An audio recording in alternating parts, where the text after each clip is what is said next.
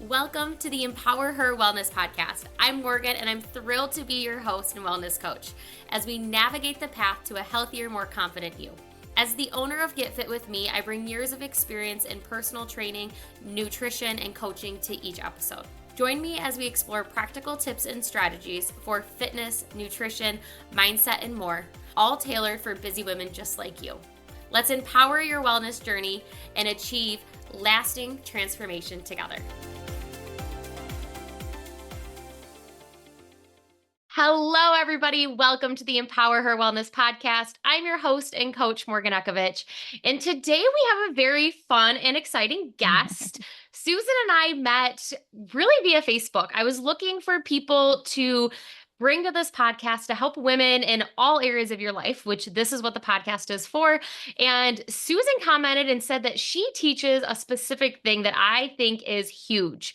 So she helps people really live a life without alcohol to its fullest. And I'm going to give you a little background on Susan, then I'm going to hand it over to her to let her give you a little bit more detail. Then we're going to talk about alcohol today and the impacts it has, both good, bad, balancing, and everything in between. So Susan Larkin is a certified senior alcohol freedom and gray area drinking coach dedicated to empowering women to reclaim their worth, gain freedom from alcohol, and transform their lives. With a deep understanding of the challenges women face in managing stress and overwhelm, she knows firsthand the struggles of using alcohol as a coping mechanism and understands the toll it can take on one's physical and emotional well-being. So welcome, Susan. Thank you for being on today.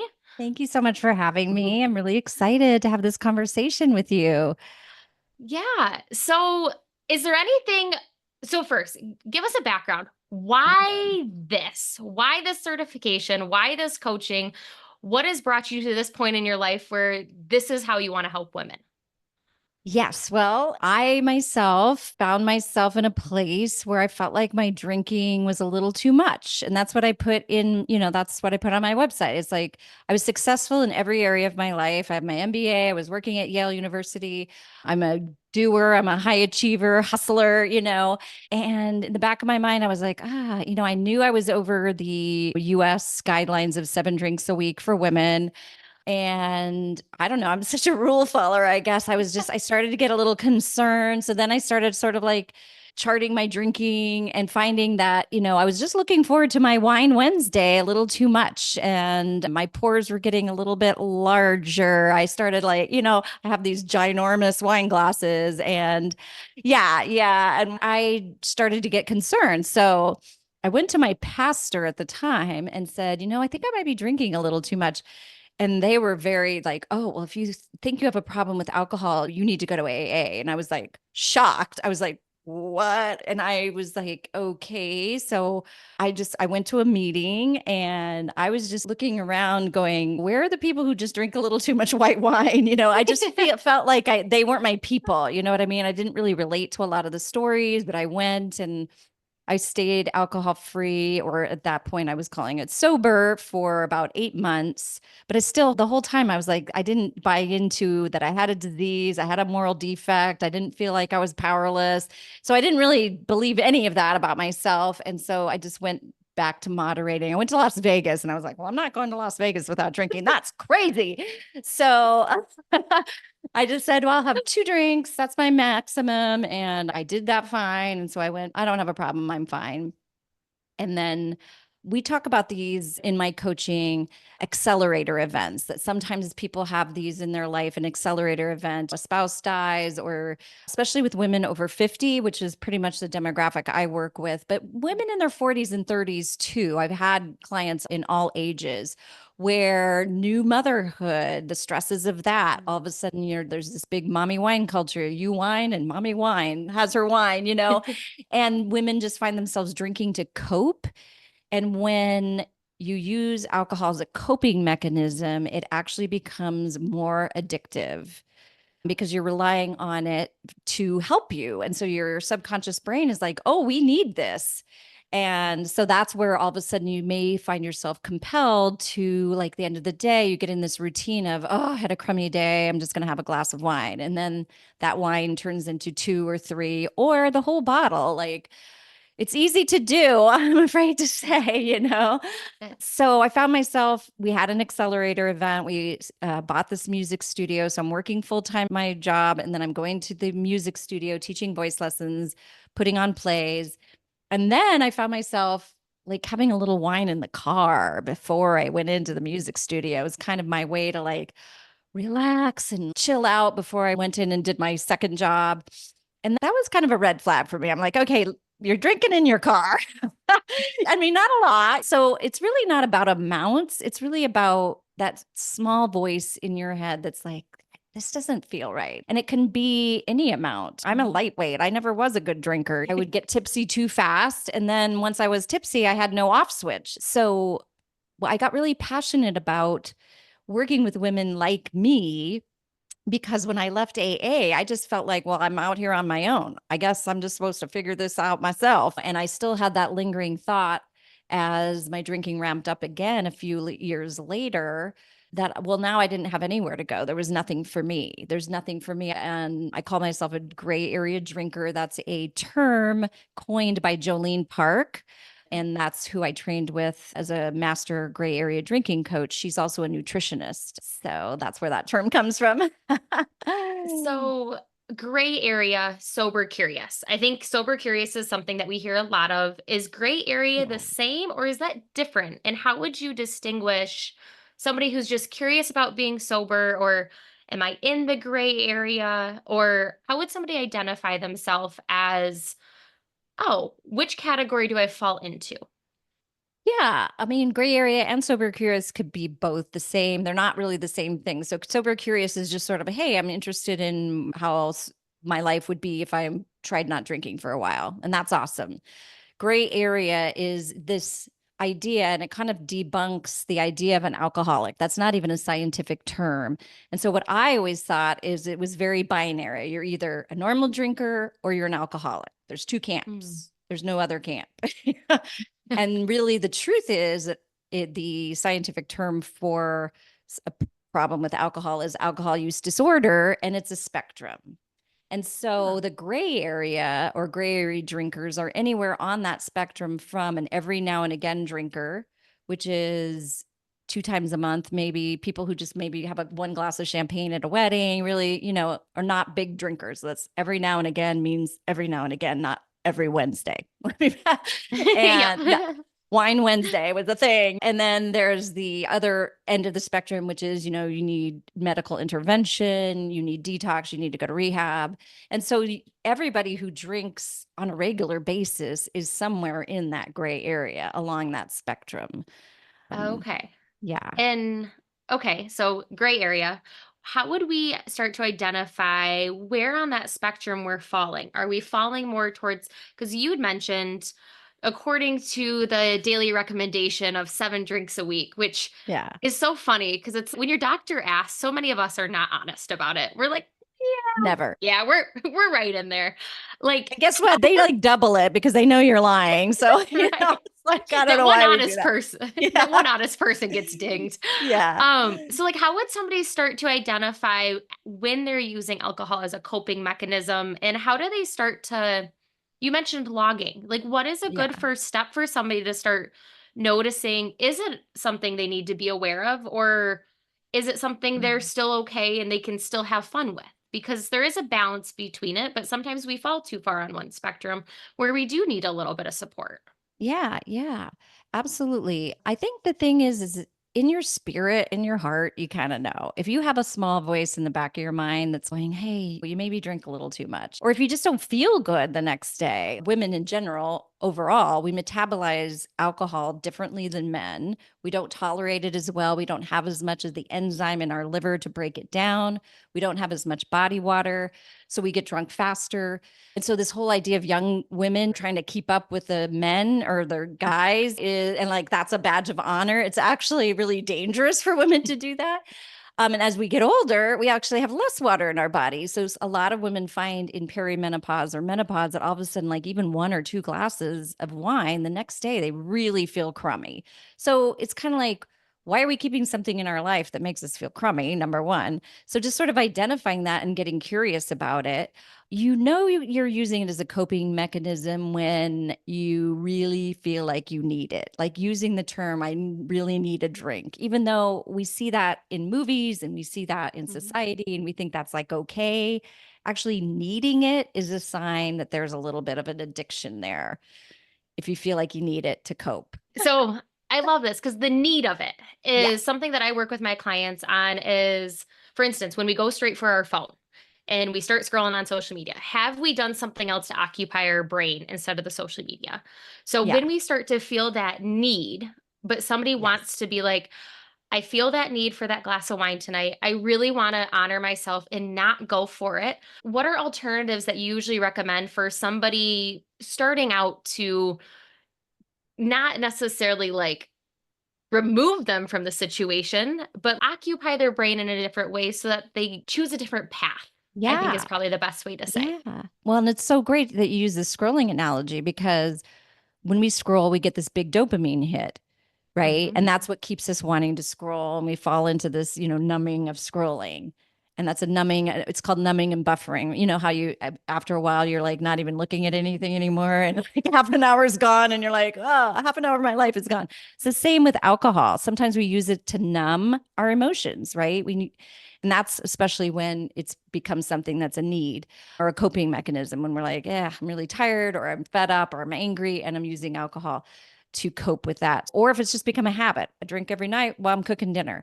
So, a couple of Mm. great ideas to just break that habit are one of them I like to say, keep the ritual, ditch the alcohol, meaning make a fun mocktail.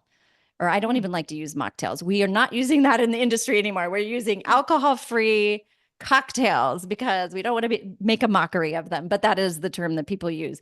So there's Yeah. so many great options out there. If you're a beer drinker, Athletic Brewing has amazing alcohol-free beers that taste really good. Like they've won awards in against actually alcoholic beers, and there's all kinds of different fun drinks out there. The alcohol-free beverage industry is exploding right now. So there's just a Yeah. lot of neat options. So get your pretty glass, put some ice in it, make yourself, even if it's just not even just, this is what I usually have is just sort of sparkling water with a little cranberry juice, lime. And it's In this the wine idea. glass. Yeah, you've got your glass, your fancy glass, and you're stirring your pasta or whatever you are. And if you realize, like, this is fine, like, I don't, it's kind of the posture. And sometimes for women, it's like, I'm finally relaxing. And that if you actually keep the ritual of the relaxation of my fancy drink and I'm taking care of myself and I'm still cooking because we go from one job to the other. So that sometimes really helps people just having an alcohol-free beverage, ginger beer drinks like I've made mocktail. I call it my mocktail mule. So I am using the word mocktail, Ooh. but and that's just muddled lime and mint and muddle it in the bottom of those copper glasses, right? If you Yeah. have them. And then I just use ginger beer, non-alcoholic ginger beer, and a little bit of sparkling water and squeeze a bunch of lime on top with tons of ice. It's so delicious. The ginger beer gives Yum. you that like umph that sometimes like a Sauvignon Blanc or something would do, that little fizz, and it is uplifting. So some really fun mocktails, getting fun with it. The other thing is go for a walk. If you're tired at the end of the day and, set yourself up for success by leaving your shoes by the door or setting out your clothes, you get home, put your sweatpants on, put your shoes on, go for a walk, get out into nature. Nature is very soothing to your nervous system. That's maybe distraction, but it's also walking is just one of the best things you can do for your Yeah. health as well, like a nice walk before dinner.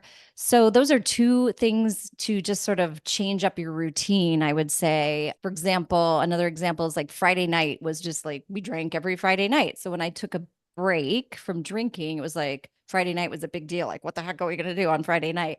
So we decided to go to the movies and we went to this noodle house that was across the street from the movie theater, and they didn't serve alcohol. And a lot of times they don't serve anything, even if they did, that I would want. So, like having some sort of ethnic food that's really fun and different, and then going to a movie. So, just changing up your routine versus stopping by the bar that we would go get appetizers and drinks and coming home and having more drinks and watching Netflix. We changed it up. So, changing up your routine is another great way to just sort of change it up and break that cycle, break that habit. So I'm going to kind of expand on that Okay. because you have kids, you have a partner, Yes. and when you made this change, that also affects probably not your kids as much, but it affects your partner. And you said Yeah. switching up your routine. And how does someone navigate with their partner of something that they've been doing for since they met? Of this is our Friday, we go out, we get drinks, we get appetizers, and then nope, we need to switch it up. Yeah. So, how does somebody navigate that with their partner who may not be wanting to do the same thing? They support, they still want to do things together. So, how did that happen? And how would somebody navigate that? Communication, of course, between you and your spouse, like, hey, I'm taking a break. Do you want to do this with me? Will you support me? So in this case, I asked that he not bring wine into the house because that was my nemesis. My kryptonite was wine. And then as far as going out, we would still go out and do the same things, except I would just get an alcohol free option. Yeah. And sometimes he would too, or sometimes like we go to a brewery right down the street, New England Brewing Company, and they actually serve athletic beer there. Oh, So he cool. orders his fuzzy ducklings and which or double fuzzy or whatever. And and I order the athletic and we sit there and there's food trucks and we do exactly what we would have done, except I just don't have alcohol in my glass. Mhm. And that's worked for us. Some people in the beginning, if it's hard for them to be around alcohol, then just understanding from your spouse that, for a few weeks, we're not going to go out to that Italian restaurant that we really like because I just would be too tempting. And so just communication and understanding and just keeping the lines of communication open that you want to try something different. And my husband still drinks, obviously, as I just mentioned, the fuzzy ducklings, but for the most part, he drinks a lot less.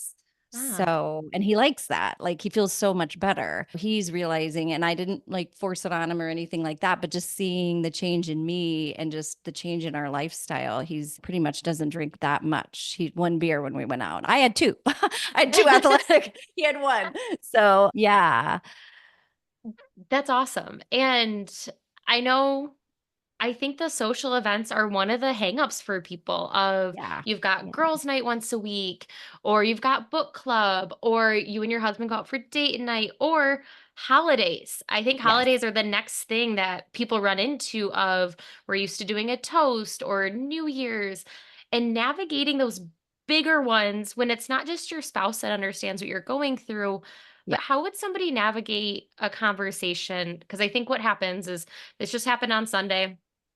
We're big Lions fans in the household, and they're like, "Oh, so what's everyone drinking today?" I'm like, "Oh, I'm good, just with water," because I love my sleep and I love getting a good sleep score. I've got an Oura ring. I love getting the best sleep score possible. And alcohol, I don't sleep as well. I know Yeah. that. I enjoy my glass of wine, but it's also hard that when the fifth person has asked you why you're not drinking tonight, it's hard to then be like, "Okay, I guess I'll just have that glass." I So, how know. does someone navigate that portion when it's not purposely peer pressure, but internally we're having this like, "I've been asked so much, why don't I just have it?" Yeah, yeah. Well, yeah, that is a big so it's so frustrating because so alcohol is a drug, even though we call it drugs and alcohol. And it's like the only drug you have to make excuses for not taking, right? It's like, no, no crack for me, thanks. It's like, no, nobody does that. But yes, alcohol is a big deal if you don't drink for whatever reason. So, yeah, having those conversations, I always talk to my clients about plan what you're going to say and what you're going to drink Hmm. and go in there, even practice it in the mirror because, or whatever, just practice it a few times so it rolls off your tongue of just like, hey, no, I'm not drinking tonight because I need to get up early tomorrow and I have a big day. The end. And then a tactic is change the conversation. Oh my God, did you get your haircut? People love to talk about themselves. And once you've made that clear, then if people keep asking, go, oh no, I said I wasn't drinking. Also, bring something. Bring Mm. something non alcoholic so that you have your drink ready to go and bring enough to share because a lot of times people like the non-alcoholic option and they're like, hey, what's this lavender lemonade from Whole Foods? Ooh, that looks good. And then all of a sudden everybody's drinking up your drink. So bring enough for everyone to share because so if you bring your own and you're like, no, I'm not drinking tonight. And I brought this lavender lemonade from Whole Foods if anybody wants some. Yeah, I know it can be frustrating to keep having to make excuses, but usually people get the message pretty quickly. And I love that you've recognized that your sleep is better when you don't drink, because that is one of the big benefits Yeah. of not drinking. And actually, my husband didn't drink this whole trip. He went to Hawaii to visit my cousin, and he didn't drink the whole time and then he played golf. And same thing. After golf, everyone goes to the 19th hole, Uh-huh. and everyone, and this guy was like, "Oh, you're not having beer." And my husband just said, "Oh, no, it really affects my sleep." And so he had, at that place, they didn't have an alcohol free option. So he just had like Coke. And the guy was like, "Oh, yeah, it does. You're right. It does affect my sleep." So he was just, like, it's just a conversation. I think if we don't make it a big deal, they don't make it a big deal. Mhm. And then the holidays, that is all this, that you're bringing up. The social aspect is some of the things that, if you're really trying to go all in on an alcohol free lifestyle, are some of the things that you have to work through. I actually have a boot camp, a 2-week boot camp called Your Amazing Alcohol Free Social Life, that just guides you through some things to help you with the hard things, which is, gosh, how am I going to get through New Year's without drinking? How am I going to get through Christmas? How am I going to get through Thanksgiving? And kind of what's interesting about that is, what is this get through? That's Mhm. the first thing we talk about in coaching. Like, what's going on that you have to drink? Again, coping mechanism to get through the holidays. So it's interesting.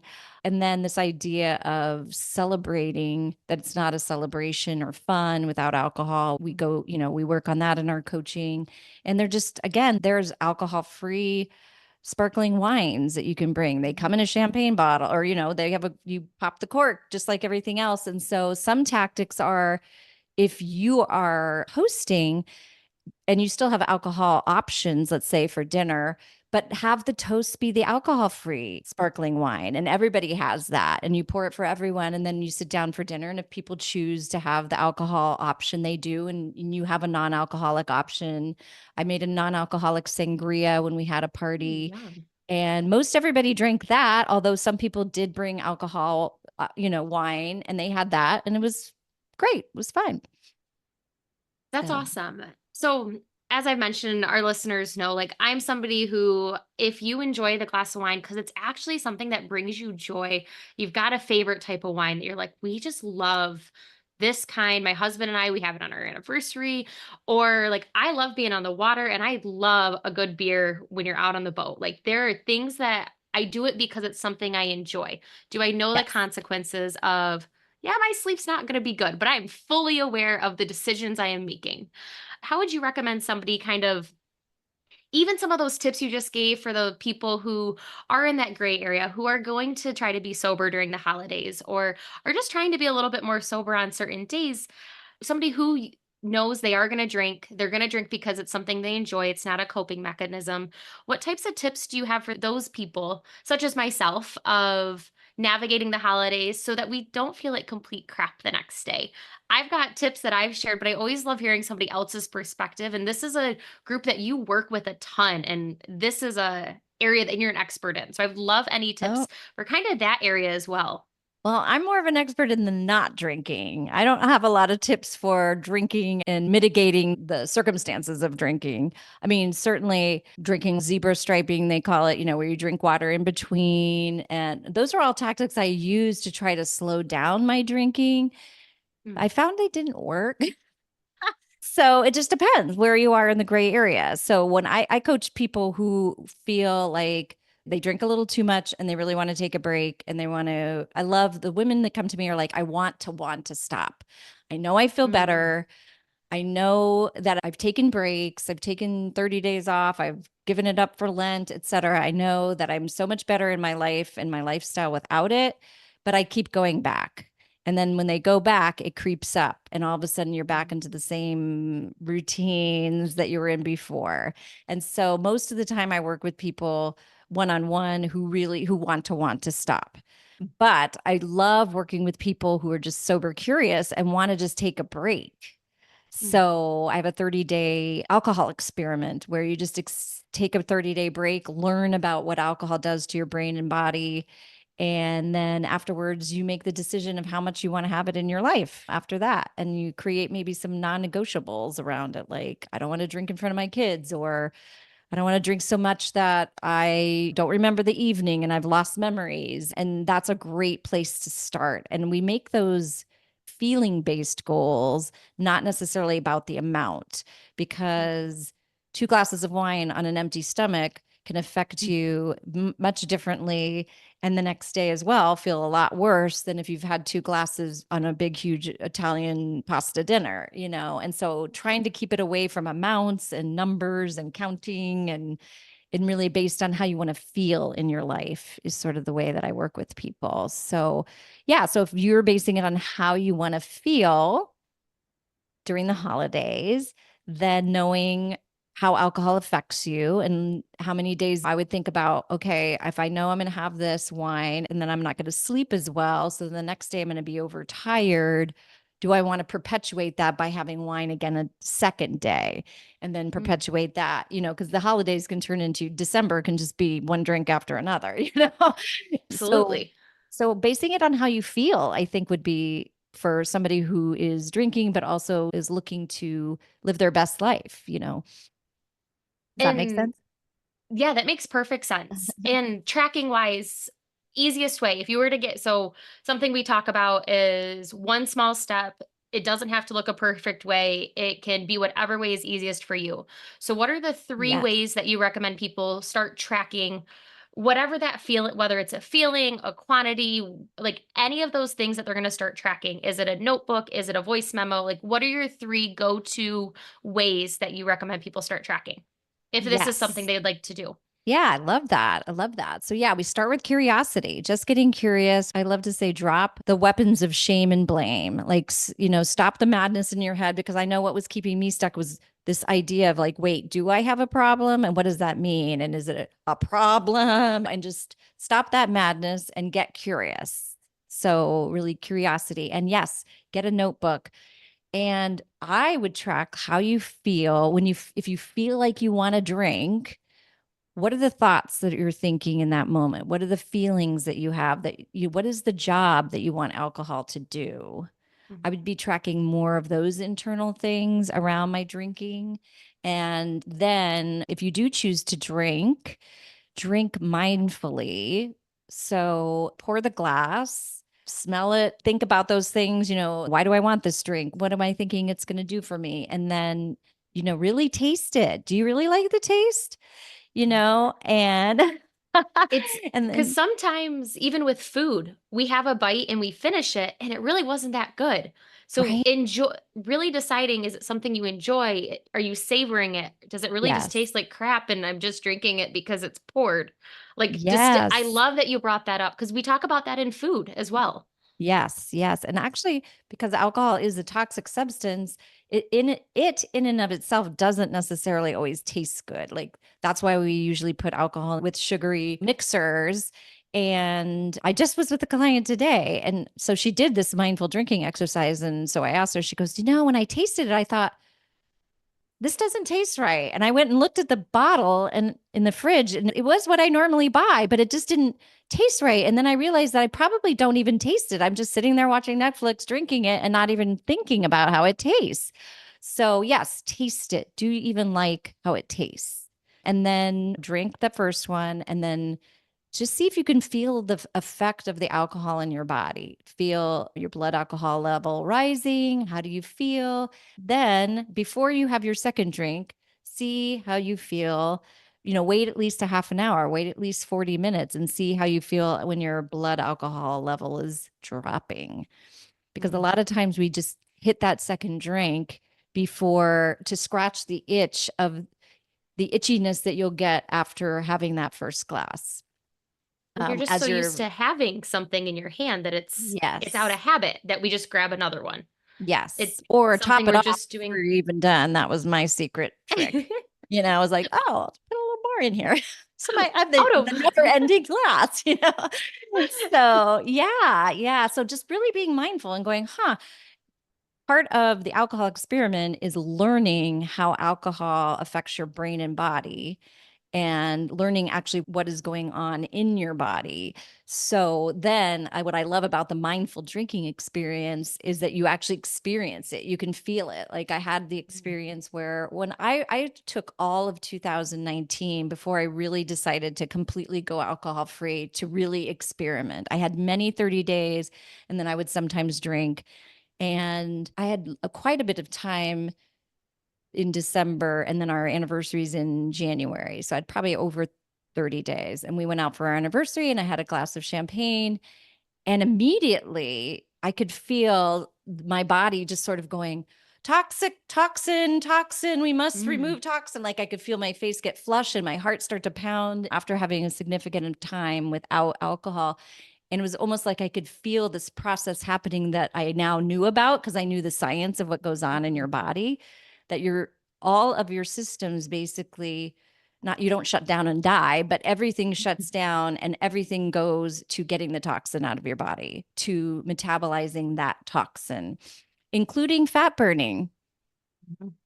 So, as fit people, which I love to exercise, like going out for a beer after working out, you just stopped your body from burning fat, and like Yep. I lift weights and I go, okay, good. I'm getting 24 hours of fat burning from this workout, but not if you go home and drink, you're not, because that just stops. Your body just goes all in on metabolizing the alcohol because it is a toxin. So just feel once you learn about the science, just kind of feeling that happening in your body and then seeing when you want another glass and then how do you feel? And then observing how your sleep was, how you felt the next morning, and kind of just charting like how does alcohol really make me feel? I think we all just assume that everybody drinks and like it's normal to drink and we all should drink because that's what everybody does in our culture. And I don't know where that came from, but probably the alcohol industry because they want to keep us buying. Yeah, but like I said, it's the only drug that we have to like make excuses for not taking because it's so normalized in our society that it's just expected that we drink. But I have friends that never drank really much. And my son doesn't drink, not because I don't drink. And it's just so different, their perspective of just like, oh, no, yeah, I don't like it. And then we just all go, oh, okay. So, yeah. Yeah. I love that. You've brought to light just a lot of things to think about because we do a lot of things out of habit. We do a lot of things out of routine. We do a lot of things because it's that time of we're 21, you can now have a drink. We do a lot of things just because, like you said, society or we're out somewhere. And really, it's about slowing down and looking at ourselves and really just being aware. And I've got one kind of one-off question, be Okay. non-alcohol aside, of now that you've not been, what is your like favorite way to celebrate? Because alcohol is also used as like, I just launched the podcast, my Yeah. business just hit this. Like, what are some of your favorite ways to celebrate not just business successes, but like just personal successes for you? Because that's the other part that I think we haven't really touched on is Oh, celebrating gosh. our wins without alcohol. Yeah, yeah. I use alcohol-free options, for a special drink, but I try not to just celebrate using consumables like cake or, you know what I mean? Like there's ways to just Yep. celebrate by getting together with great friends, being with my husband, being with my family, just enjoying my life. I mean, I just think, I don't know why is alcohol a means of celebration? I don't know. I always come back to this with people is like, it's a beverage, you know, how It it's is. been imbued with this like quality, right? It's like a legend or something or a myth, like, ooh, this is celebration in a bottle. But is it really like, what is celebration except like having that deep down knowledge that you've done good work and feeling good about yourself and sharing that with your friends and family and just so Mhm. getting together for a healthy meal with people. And I'm not against french fries or any of those things either, you know what I mean? I don't know, I don't need a substance to celebrate. I just feel good in my body and joyous and laughing and joking and being with the people I love is celebration. I don't need to have champagne or something in a bottle to make it celebratory. I don't know if that makes sense, if that helps. Yeah, I think that makes a lot of sense. Like even your example of just getting together to just be with girlfriends, go for a walk, have friends and family over to do because we do want to celebrate. We want to celebrate ourselves, we want to celebrate our successes, and we want to do that with the people around us. Yeah. So coming up with just different alternatives to just Yeah. going and getting a drink to celebrate. Or we Yes. started to doing with networking, we do a ton of coffee dates and like also moving it to a different time of the day when it's not as tempting, I think is also something that I see people doing is when they know they have a little bit more of a struggle or a battle with it in their mind of I'm trying to be better, but I can't quite do it yet, is they try to move their social events to times when it isn't even around. That's a So great tactic. I love that. Yeah. Yeah. Absolutely. Coffee, networking, yeah, around that. And then again, I just say keep the ritual, ditch the alcohol. I have a fancy glass, I have a drink in there. I just don't have alcohol in it or ethanol, as I like to say. Just no alcohol in my glass. And one of the things that I learned about alcohol that was shocking to me is that the alcohol, the ethanol that's in the gasoline that we put in our cars is the same chemical makeup, like the same chemistry compound with the, letters and numbers as the Mhm. alcohol that's in your glass. Hmm, Isn't that weird? And that it was is sort of weird. shocking to me. Yeah, I was like, wow, whoa, that's kind of interesting, as far as it not being good for you. Right. Yeah, and I'm not here to vilify alcohol at all. There is actually, and the World Health Organization has come out with this, and we'll have to see what the United States comes up with because it's up again for debate as far as the dietary guidelines, because those 7 drinks a Mm, week for women were those dietary guidelines. And Ireland and Canada have come out to say 0 is safe. mm, There's 0, and the World Health Organization and the American Cancer Association, 0 amount is safe for human consumption. It really hmm. affects your brain. Like Dr. Amen, if you follow him, he's like, why don't I drink? Because I love my brain. And a great podcast, if your listeners are like, oh, I want to know more about the science and really understand what's going on in my body, is Dr. Huberman, the Huberman Lab. He has one, I Yeah. think, I can't remember what episode number it is. I know it was like August 22nd. I can send you a link if you want to include it. It was August 22nd, I think 2021 or 22. I think 2022. He goes into excruciating, as you know, he does on everything, detail, Hmm. but he's also really good at putting it into layman's terms. And it's pretty shocking, the science behind how it affects your body. And again, he's not anti alcohol, but when we come down to every now and again drinking, that's like every now and again, right? So just looking at that. So if you have your habit of Wine Wednesday, if you pretty much drink every Friday, right? And if you also, I would say, because you'd asked me before, like, what are some of the signs that you're a gray area drinker and you may be moving the spectrum? The spectrum only goes one way. Alcohol, because it creates a tolerance. You start to need more of it as our body becomes accustomed and tolerant to it. You need more of it to get the same effect, to get the Mm. same buzz, right? And so the spectrum really only goes this way, the towards the bum on the on the bench with the paperback. It's a long way off and you may never make it there, but if you continue to drink on a regular basis, your tolerance will increase and you'll just keep needing more and more to get the effect that you want.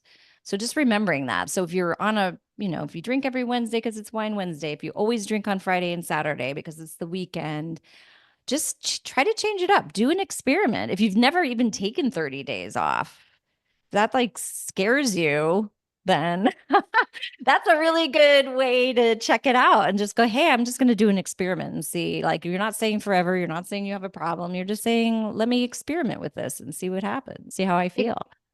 Exactly. And that's what this podcast is for, is to empower you to try something new, empower you to learn a little bit more about yourself. And I think it's awesome to bring on perspectives that maybe you haven't thought about. And maybe you listen to this episode and you are all of a sudden are starting to bash yourself about, oh my gosh, I have this big issue. I don't want you to feel No, that way. no. This episode was meant to create some curiosity for us to start to be more mindful of ourselves, our Mhm. habits, our routines, just like I talk about in exercise, nutrition, water, sleep, stress. This is just another area that we can become mindful of. It's also one of those areas that we don't tend to talk about, kind of like when we start Yeah. working on mindset. I've told you, nobody comes to me and says, Morgan, fix my mindset. No, no, Right. no. They come and they want help other places. But this right here may be an avenue that you just explore. And Susan said she's got a challenge and all of her links. I'm going to have her share the best way to get in contact with her and her links. But anything she talks about will be in the show notes. So if you are curious about her 30-day challenge, you are welcome to check that out. Those are in the show notes. Also, she's going to share that link to that episode about the more scientific side of what alcohol does to our body, because knowledge is power. And Yes. whether you can learn, you can implement, you can do whatever you want with it, but you always want to be as knowledgeable as you can. And I want to make sure I'm bringing people in who have all these different perspectives. So, Susan, will you share with us best way to get in contact with you? And if somebody were to be feeling that kind of, I've just learned a ton, maybe I have a problem, they're like starting to spiral and like all of these thoughts, what Yeah. would you tell them to do? What would be that thing to tell them of essentially to settle them down, to tell them it's okay to be having these feelings? The first thing I would say is you are normal. Your body is reacting normally to an addictive substance. So that kept me really stuck for a long time, feeling like I needed to get back to being normal. I need to go back to being a normal drinker. There is no such thing as normal. Alcohol is addictive to everyone, and we go along the spectrum faster and slower just because of how we're made up. Just like some people have diabetes and some people don't, or, people lose weight faster, et cetera. Our bodies are all different. Our bodies metabolize alcohol in a different way. So to compare ourselves to others, first of all, just have self compassion and get curious, reach out, because I would just love to chat with you. Sometimes it helps to talk to somebody who gets it. You know what I mean? And you feel like you can maybe share your story. And I have tons of free resources on my website. So my alcohol free social life workbook is free. I have a free 3 day, but then it actually ends up being 4 or 5 days because I give all these bonuses Yeah. where you kind of learn about the science too. Just some of the stuff I've talked about here are free, just ways to just dip your toe in and just explore. I have a handout on a wine free weekend where you can just go, hey, I'm just going to take the weekend off, and just some tactics of how you might do that. So tons of free resources, and I'm super easy to talk to. I'm not salesy. I'm not looking for clients per se. If you want help and you want to work with me, great. But I also love just talking to people and giving them a safe place, because I know what that felt like when I felt lost. And like, I know I'm not going to go to AA because that's like overkill, but I don't know where to go about this. So just even knowing that there's people out there that get it, that you can talk to, on my website, there's a place where you can sign up. We call it Discovery Call, but I'm happy to chat with anyone, hear your story, and just give you some free resources, give you a way, something to think about. So that's my passion. That's why I got into this, is I wanted to be there for people, to be that place for people that I didn't have. So, yeah. I love that. Well, thank you for being a place for people who don't know where they fall and they need somebody who's been completely all in, who has the experience, who has the listening ear. So make sure to check the show notes for Yes. website. That's where you're going to Website. find all of her cool resources. I'm going to even go check Yeah. them out because I love mocktails. I know it sounds like mocktails kind of going out the window, but I love just like Oh, it's the just the nice name, not little, the drinks. Just yeah, calling them, but I can't help it. I keep calling them mocktails. it just sounds fun to say mocktail Yeah. instead of alcohol free. Like mocktail Yeah. sounds more fun. But I Yeah. like just those ideas, things like that. They just keep it fun, keep it exciting. So thank you, Yeah. Susan, so much for Oh, being here today. you're I really welcome. appreciate it. So And actually, I was just thinking I have a podcast. So I was like, that's the best way to get to even dip a oh, toe too, is that perfect. I have a podcast as well, which is where we met, like on that Facebook group. And it's Yes. called the Feel Lit Alcohol Free Podcast. Awesome. And if you want to know more about my story, like I'm pretty candid. So if you listen to any of those episodes, you'll learn more about me, more about alcohol, more about ways and tactics to deal with social life, to deal with boredom. This week's Perfect. topic is on moderation, the big M. So that's a great place to just sort of maybe dip a toe and like listen, and see what you think. So you can follow me on Instagram at Drink Less with Susan. And I share different things there too. So, yeah. Awesome. I Yeah. forgot I had the link to your podcast. I will put all of that in the show notes. So make sure to go check out her podcast. If you're not sure where to start, pick a title that resonates with you. It sounds like the episode she's recording and releasing tomorrow is going to be a good one, the moderation, because Yeah. maybe that's where you're kind of falling into. Yeah. So Yeah. thank you, Susan, so much again for being here. Thank you, everyone, for tuning in today. As always, check those show notes. If you jump into our free Facebook group and you call your shot on what you'd like to be accountable to, I will hold you accountable on whatever action and implementation you would like to take. And I will see you all next time. Thank you for listening to the Empower Her Wellness podcast. I hope you feel more empowered and ready to tackle your wellness goals. If you have any questions or topics you'd like me to cover, feel free to send me a message. Make sure to subscribe and leave a review to help us reach more women just like you. Until next time, take control of your wellness and keep empowering yourself every day.